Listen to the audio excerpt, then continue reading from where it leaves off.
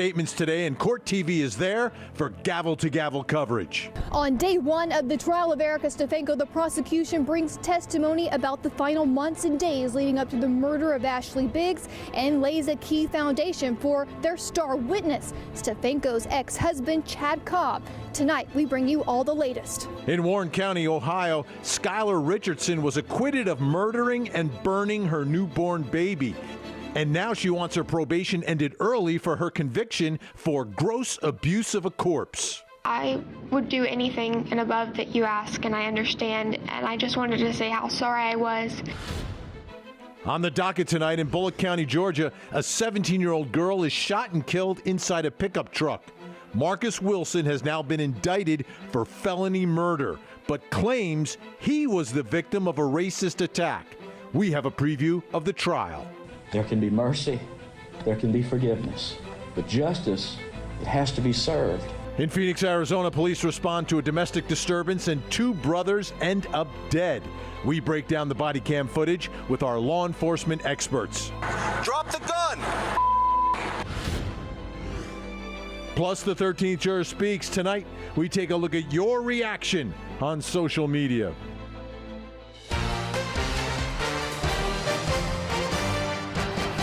I'm Vinny Politan. Great to have you aboard tonight. And yes, if you were home during the day today watching Court TV, you were watching a live trial. There aren't a lot of them happening in the country right now because of the shutdowns and lockdowns. But in Akron, Ohio, there is a trial. It involves a woman accused of murdering her husband's ex. There was a bitter child custody dispute.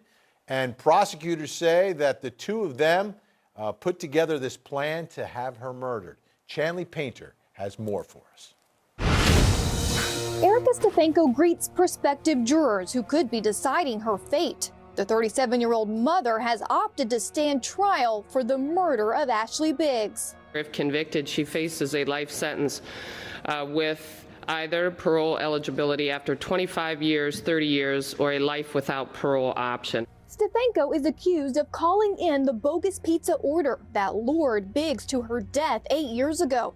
Biggs delivered the order only to be ambushed by her ex-boyfriend, Chad Cobb, Stefanko's husband at the time. The two were locked in a nasty custody dispute over their young daughter. You kind of always saw it coming. Chad was just that person who would put tracking devices on her car and stalk her and everything. So you just knew it was just a matter of time. And so when you finally found out that it had happened, you were just like, part of you just knew it was coming. Biggs was beaten and strangled to death. Her body found in this field. I mean, my stomach dropped. It was, I couldn't think that it would even be possible for anybody to even hurt Ashley because of how sweet and kind she was. So it took a real monster to take her out. Cobb has pleaded guilty to the murder and is expected to testify against Stefanko, who divorced him shortly after his guilty plea. Stefanko's defense attorneys are expected to argue that Cobb is testifying out of spite, angry over their split. Ms. Stefanko, most significant to you, you need to understand if you proceed to trial, and that is your choice. If you're convicted, the most significant sentence that you face is a life sentence with the possibility of no parole. Do you understand that? Yes, Your Honor. Stefanko maintains her innocence and has rejected any discussions of a plea with prosecutors. Through counsel, it's been a complete, I am not guilty of anything, and so therefore we have not engaged anything beyond that. But this could be the last and only chance Stefanko has to limit her exposure to a life sentence if she is convicted. She was the mind and he was the muscle, I believe.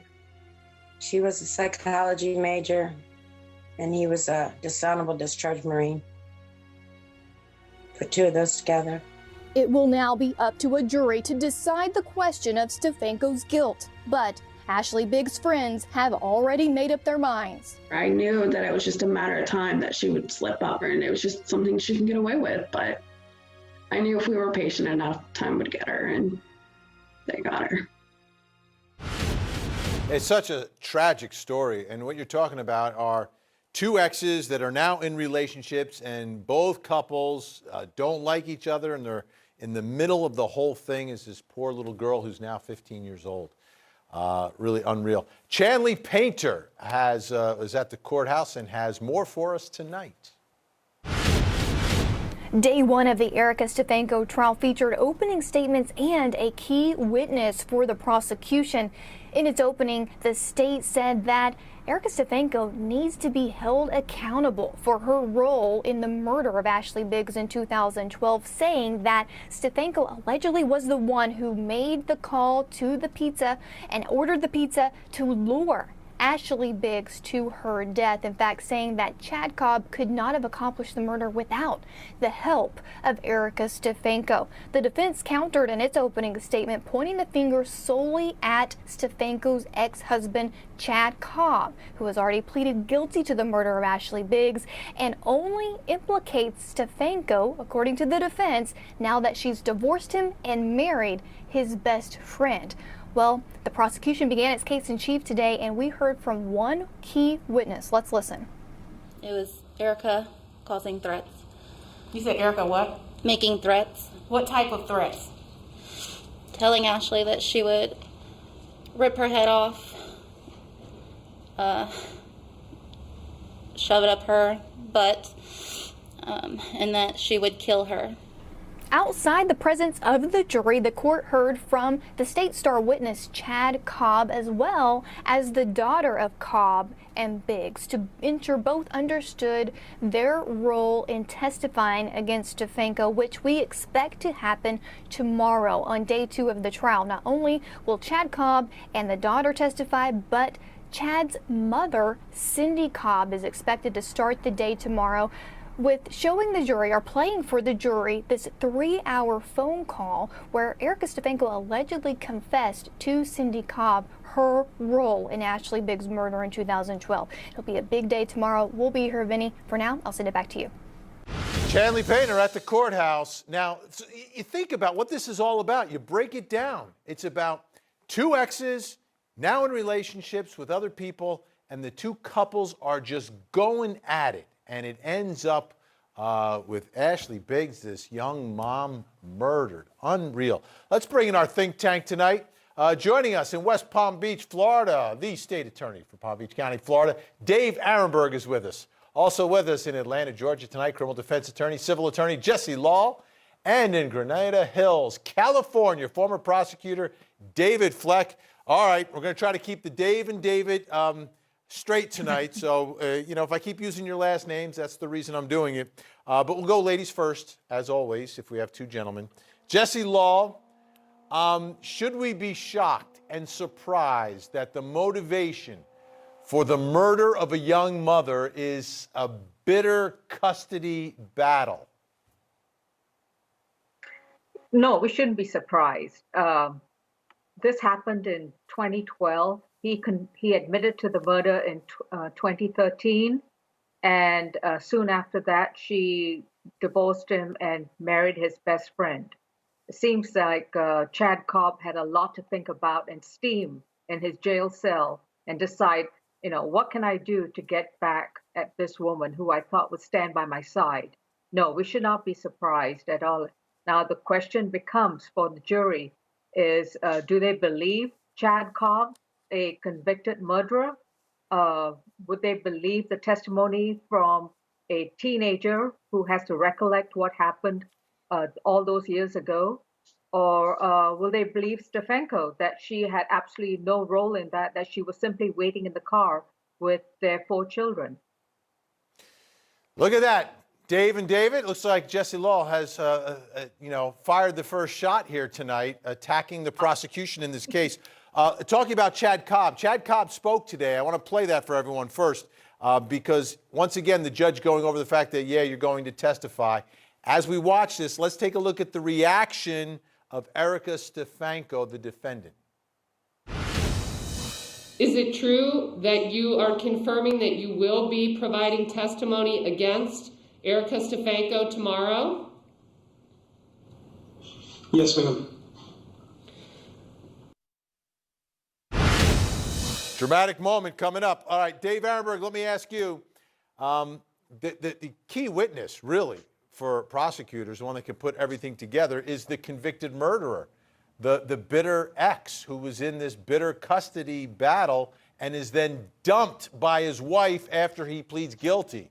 And as Jesse pointed out, his ex then, hooks up with his best friend. And now all of a sudden he's coming forward.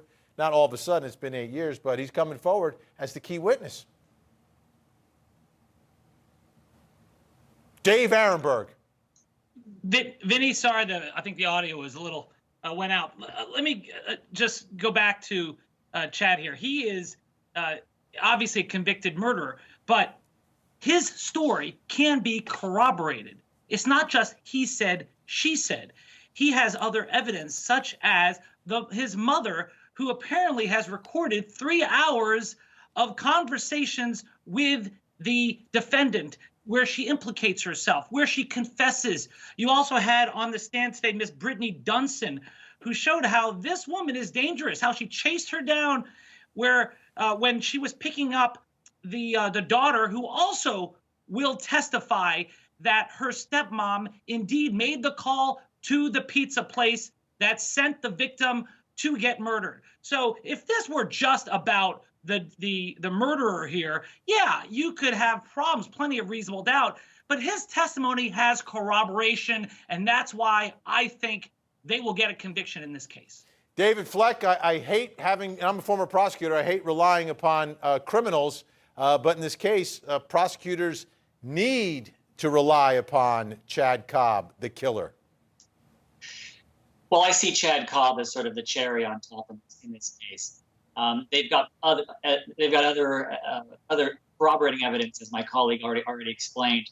I don't think they have to rely entirely on Chad Cobb. And I got to tell you, I honestly think both sides think the prosecution is going to have a pretty easy job in this case. There was one telltale sign. I read about a statement by the main attorney saying, in one hearing, she thinks she's innocent and she wants to prove it at trial. Lawyers choose their words wisely. He had a choice there. He could have said, "My client is innocent, and we will prove it." He chose to say she thinks she's innocent. So I think the evidence is pretty strong here against Ms. Stefanko. Jesse Lowell, do you think that Erica Stefanko is going to get up on the witness stand to tell her story? I've never even heard the recording where she allegedly made these admissions. So I'd really be curious to know, even after the defense placed this recording to his client, that she's still maintaining her innocence. There's got to be something on that recording. I'm not certain in what manner the questions were asked, or whether she said, yeah, I did order pizza. Chad told me to order pizza that night. I have no idea why I had to order pizza, but I had to order pizza. I mean, I have no idea what that recording was. But if the implication is that her own defense attorney does not believe in her innocence and is simply making these statements, she believes that she's innocent, implying that he doesn't believe her at all. That's a real tough case for defense counsel. Yeah, but, there are some very tough facts in this case, but there's also a couple of problems that prosecutors are going to have to overcome through this other evidence.